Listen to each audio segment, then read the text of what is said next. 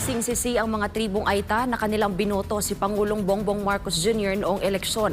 Alamin kung bakit sa report ni Jason Rubrico.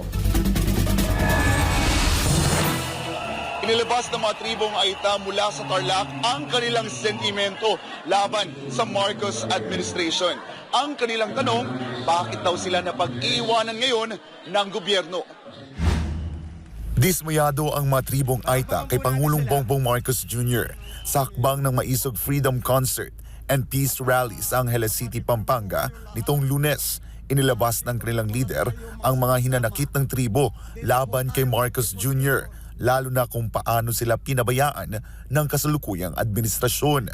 Ipinagtataka nila kung bakit ganito ang nangyayari, gayong buo naman ang kanilang suporta kay Marcos Jr. noong eleksyon.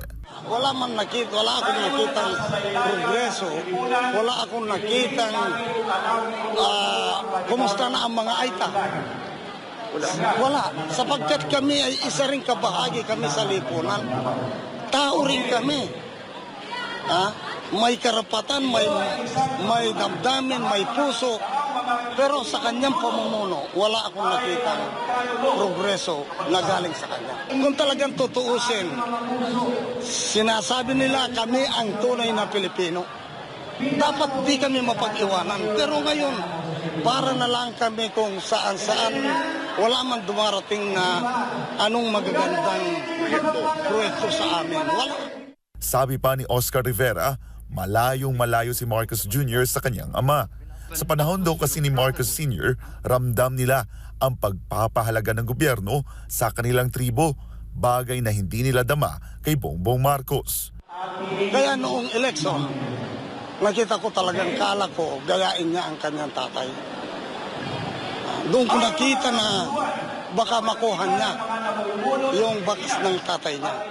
Iginit niya na hindi naman daw kasi tao ang turing sa kanila ng presidente, kaya ganito ang ginagawa ng administrasyon sa kanila. Napapag-iwanan talaga kasi ito nga sinasabi ko at panawagan ko, parang hindi kami tao. Dapat sana si President BBM na yan.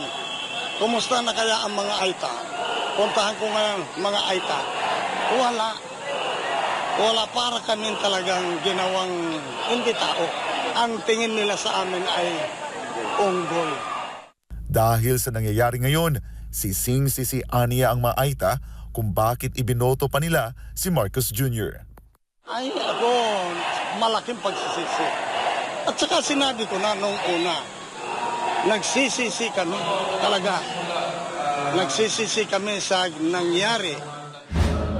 Mula dito sa Angeles City, Pampanga, para sa Diyos at sa Pilipinas kumahal, ako si Jason Rubrico, SMNI News.